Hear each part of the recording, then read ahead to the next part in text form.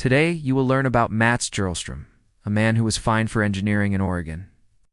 Have you ever been driving and the light turns yellow, but you cannot safely make it through the intersection before it turns red? Well, there's a good chance that's not your fault. It might actually be the government messing with you. If you try to tell them they're making things less safe for everyone, they might just punish you for it. That happened to a man named Mats Gerlstrom, a man who dared to use math to prove the traffic lights were poorly timed. This story takes us to the land of opportunity, the United States of America. But for our protagonist, it becomes the United States of bureaucracy. The year is 2013, and the place, Portland, Oregon. Our story starts, like many do, with a traffic ticket. Gerlstrom's wife gets a red light camera ticket, but being a loyal husband and a man of integrity, he doesn't pay it. Instead, he decides to investigate. You see, Gerlstrom has a day job as a structural engineer. He studied electrical engineering in Sweden, but now works for a manufacturing company in Portland. Though his hobby is designing and building clocks, he has a stopwatch as well, and he plans to use both. His goal is to analyze whether she deserved the ticket and if other drivers are facing the same fate. To do this, he hits the streets. He drives around Portland documenting yellow light timings and distances between intersections.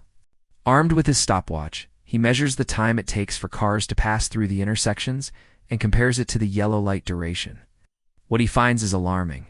The yellow lights are too short, often by up to 1 second. This makes it difficult for drivers turning left or making other maneuvers to clear the intersection safely. In simple terms, the timing is so bad that it could make accidents more likely. How, you might ask? Why don't they just fix it? You know, the people who control the traffic lights? They assume that all drivers travel at a steady speed until they reach the light, then slow down to a stop. But in reality, drivers don't hit the brakes hard once the light turns yellow. They usually slow down gradually, which means they need more time to clear the intersection. This understanding isn't new. In fact, it's documented in guidelines from the 1959 IT, or the Institute of Transportation Engineers. These guidelines are widely adopted, including by Oregon. But something's off. The actual timing of traffic lights doesn't match the calculations based on the 1959 standards. For instance, a typical yellow light should last about 4 seconds when it's far enough away from the previous stoplight. However, in Portland, they're set too close together, forcing drivers to brake more quickly and requiring longer yellow lights. So when the 4-second yellow light comes on, drivers don't have enough time to clear the intersection. Gerlstrom isn't just theorizing. He gathers data using his stopwatch and analyzes it with his engineering skills. His findings aren't limited to one street or one part of town. He discovers widespread issues throughout Portland. In some areas, the 1959 formula suggests a 5.7-second yellow light, but the actual timing is closer to 4.7 seconds. This difference is crucial, according to Gerlstrom's calculations. A 4.7-second yellow light gives drivers only a 63% chance of clearing the intersection, while a 5.7-second light raises this probability to 86%. But it's not just about statistics. Real lives could be in danger. Drivers forced to speed up to avoid hitting the second light could cause accidents. Pedestrians and cyclists could also face risks. Gerlstrom isn't just a disgruntled citizen with a ticket. He wants to help make the roads safer for everyone. With his findings, Gerlstrom isn't satisfied with just complaining. He takes action, contacts local journalists, presenting his data and urging change. He even addresses the American Society of Civil Engineers and the Oregon State Board of Examiners for Engineering and Land Surveying. However, instead of thanks, he receives a harsh lesson in bureaucracy. In April 2014, the board hits him with a cease and desist letter, demanding he stops using the title engineer or anything similar. Why? Because only licensed engineers can use these titles in Oregon, even when talking about their own work.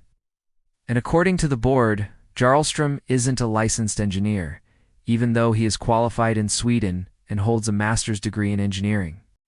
If that wasn't enough, he receives a hefty fine of $500 for practicing engineering without a license. Gerlstrom is flabbergasted. All he wanted to do was improve road safety and inform the public. Yet the board sees this as a threat.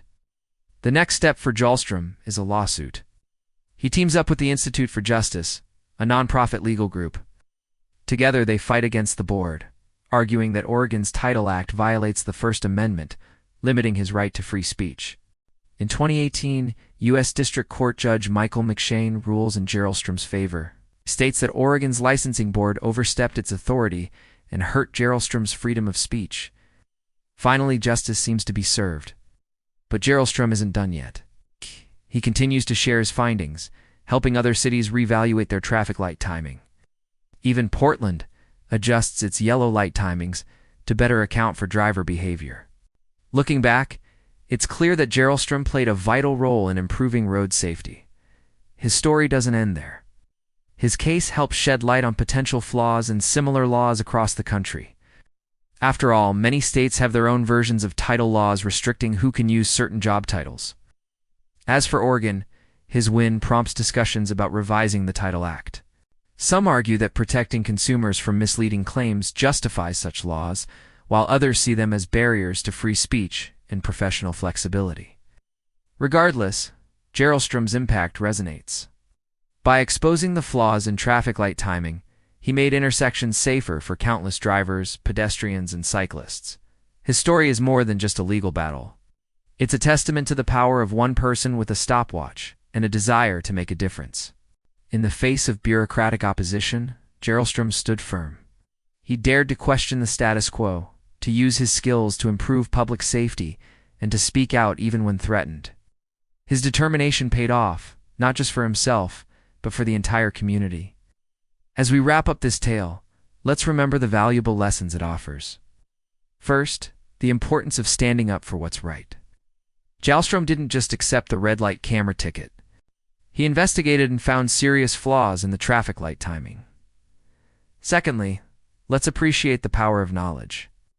Jarlstrom's engineering background and analytical skills helped him discover these issues and propose solutions. Thirdly, his persistence in the face of adversity deserves admiration. He could have easily backed down when faced with the cease and desist letter and the $500 fine, but instead chose to fight for what he believed in. Finally, let's recognize the impact of one person's actions. Jarlstrom didn't just complain about the problem, he worked to solve it. He used his stopwatch and his brain to improve road safety for everyone. As we conclude this episode, consider the role you want to play in your community. Are you willing to stand up for what's right, use your knowledge to solve problems, and persist in the face of challenges? The story of the man who was fined for engineering in Oregon serves as a powerful reminder that one person with a stopwatch can indeed make a world of difference. And if you like this video, I have more just like it on my channel. Thanks for watching.